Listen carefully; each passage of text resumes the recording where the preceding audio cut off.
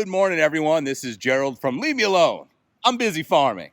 We're over at No Hughes property. We're going to show you today how to get seeds started for hydroponic grow towers. Really quick, simple, easy process. Fun to do too. Morning, YouTubers.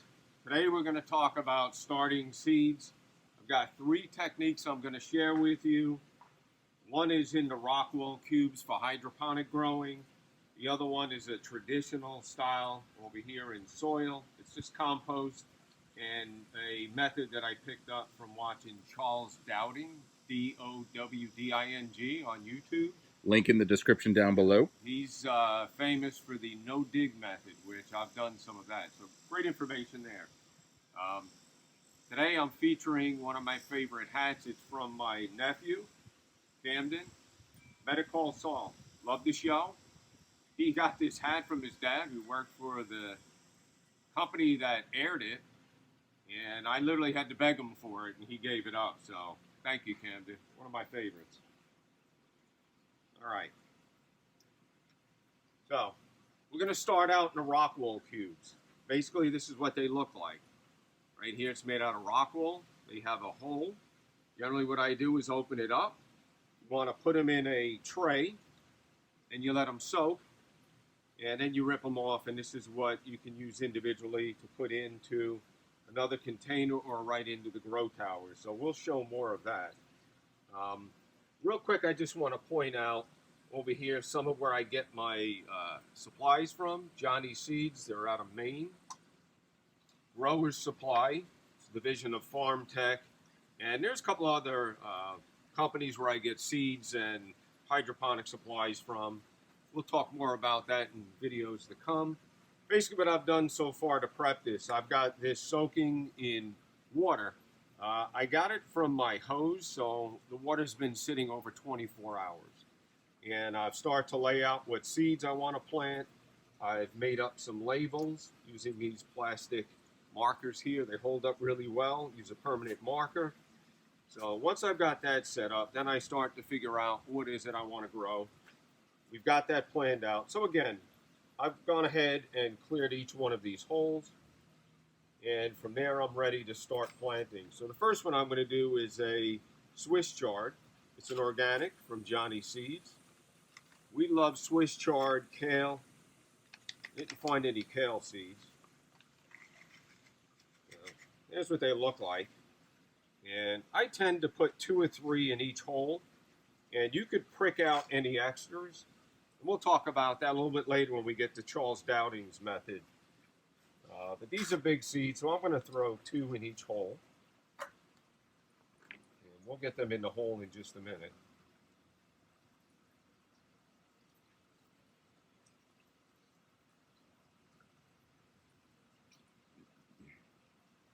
Again, I usually just use a tweezer to get them down in there. Tweezer. You want to get them down to the bottom. Some of the smaller seeds I'll do 3, and then I'll just cover it up lightly. You take the Rockwell and just gently cover up the hole.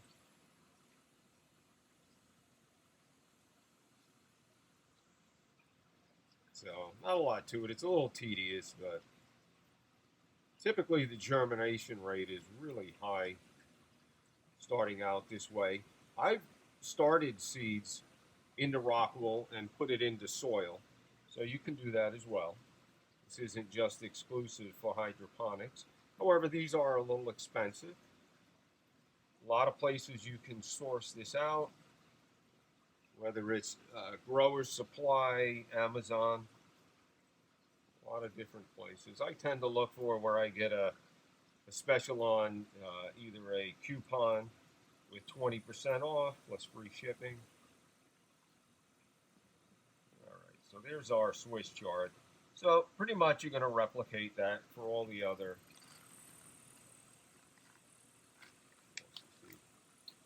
Finishing up with our first tray, I'm going to need another one, but we're going to wrap this tray up with one of my favorites, basil. I've got a ton of these, as y'all should know by now, in my greenhouse, and I'm going to grow more. anything I have extra, I love to share. I share with neighbors, and a lot of times I'll get pesto in return. So thought I'd mention the last one we're doing. These are small seeds. So again, I'm shooting for 2 in each hole. Sometimes it's more. Not going to worry about it because, as I said, we can prick these out later. And we'll have a video another day to show specifically how to do that in the rock wool. It works out really well. I've done it for years.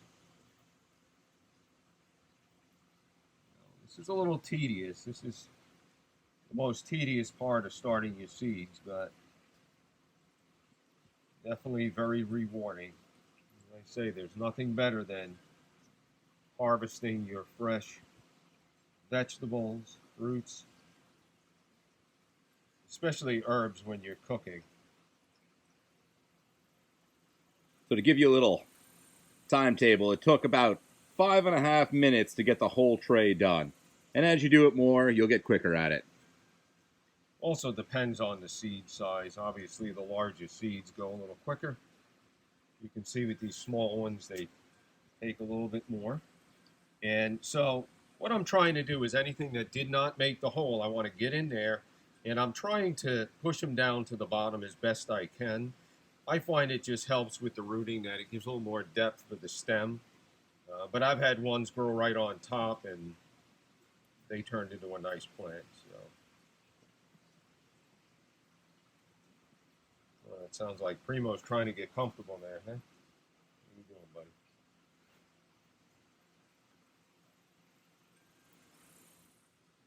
Now that we're done seeding the tray, just wanted to go over the next process before we move on to the next growing technique.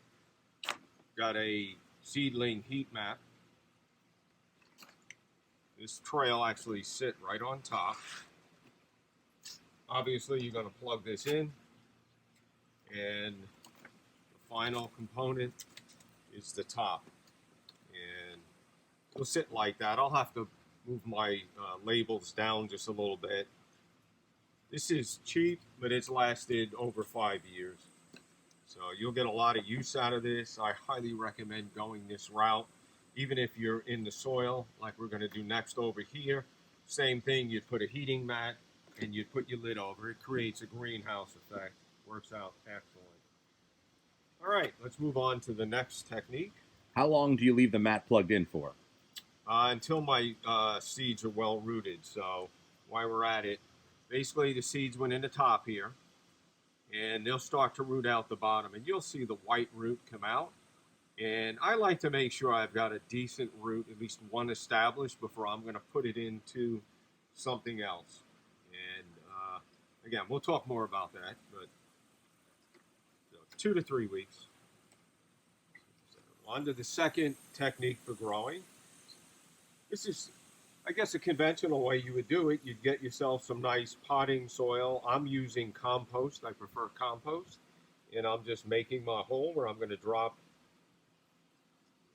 typically 3 seeds into each hole. I'm going to start with some radish.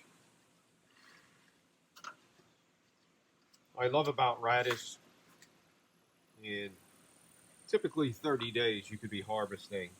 And I like to do at least 3. So, and I'll leave them as 3 clumps. Let's count there.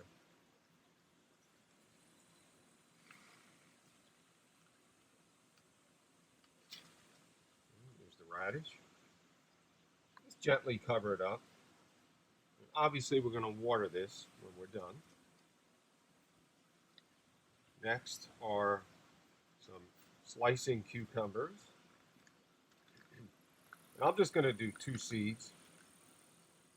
And if both seeds germinate, I'll prick out the extra plant and transplant it. So you're hearing a lot about this pricking out method. We'll get to that in just a little bit. And we'll have videos at a later date to show you how to do that. It's a great technique. Okay, eggplant.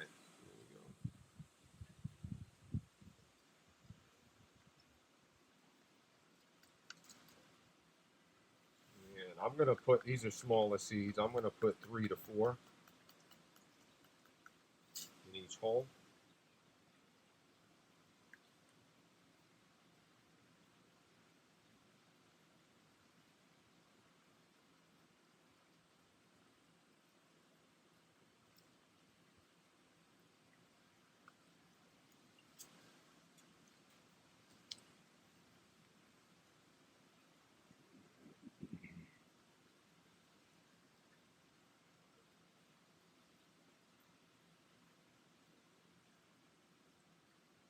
Okay, so basically that's the technique, and I like to keep it in a tray like this. This way when I water, excess water can rest in the bottom and it will wick up.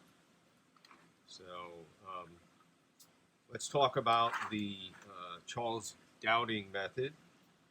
Okay, pepperoncino seeds, harvested these. Highly recommend harvesting your seeds. You can always let a couple of plants go to seeds, or take the seeds out of your peppers or tomatoes.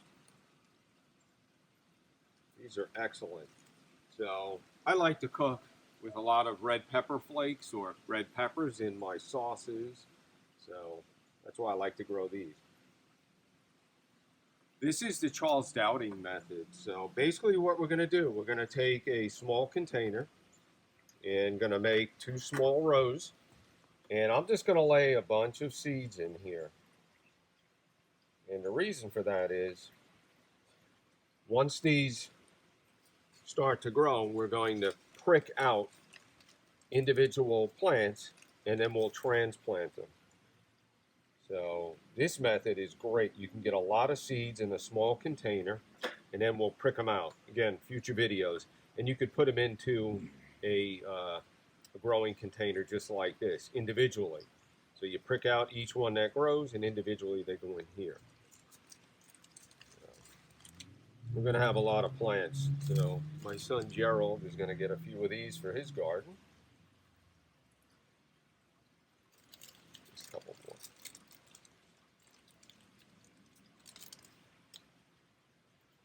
Okay. And I'm just trying to keep them somewhat to each side, and from there you're just going to cover them up. Just do this.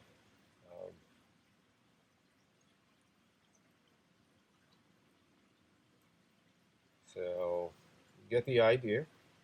Just want to get them slightly below.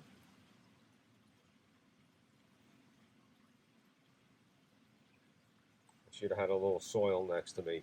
Now, as I said, once these start to grow, you'll come back. Because the soil's loose, you'll use a utensil and you'll pick up some of the soil and you'll grab each plant out with a young root system, and that's the perfect time to transplant them. So, this is a technique that I picked up from Charles Dowding with the no-dig method. This next row, I'm going to do some more basil. But I also wanted to point out, if you don't have any of these containers, it's kind of what they look like right there. Got these online. I think I got these on Amazon. Way to recycle or upcycle any of your containers that you got your organic tomatoes in. Same principle. So you can never have enough tomatoes. So same technique. I'm going to put a bunch of tomato plants in here, or tomato seeds rather. And at a later date, we'll show you the technique of pricking. I could probably just put these right in this way.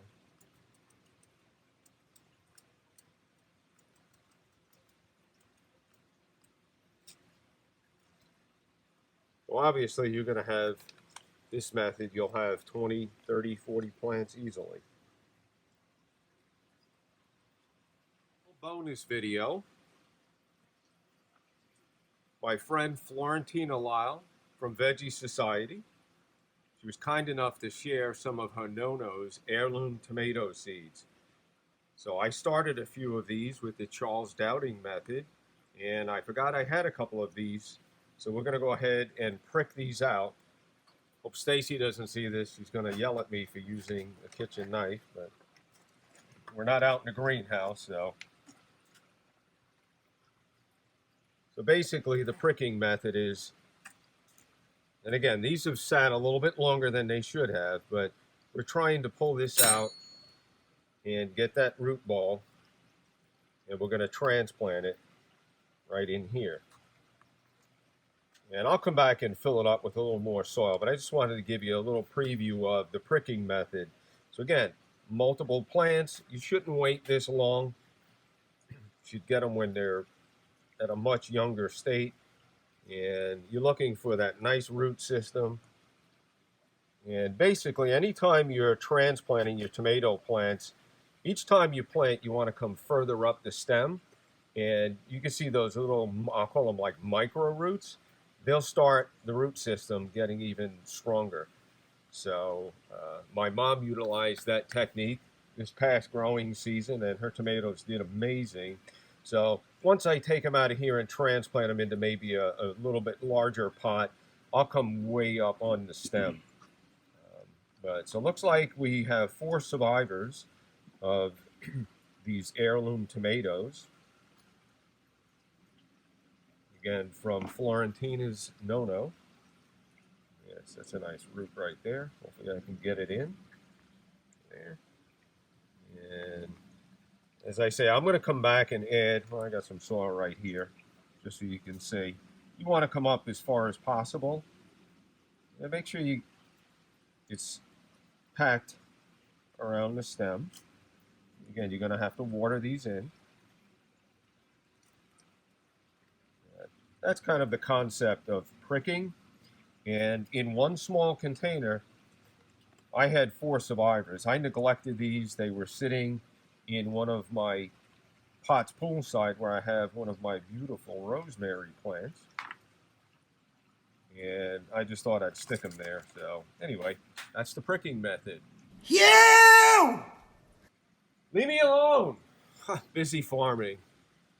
All right, thanks for watching. I'm standing here in front of my favorite No-No Hughes key lime tree. Goes great in a beer.